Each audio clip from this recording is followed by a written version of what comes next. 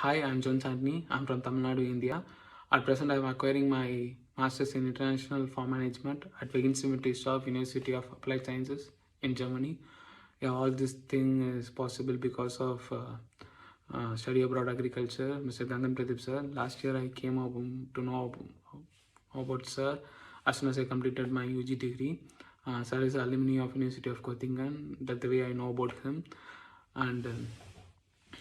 He has been a whole part admission in this college. Initially, I have been got into 3 courses from the University of Hockningham and the University of Weinstephen, and I chose this course. I can explain one incident. APS is introduced in this year. They delayed it for me, and I have to travel all the way from Chennai to Delhi.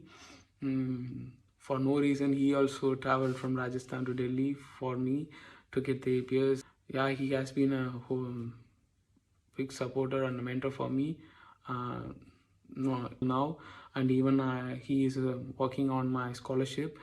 Yeah, I suggest you study abroad agriculture for your master studies. Thank you.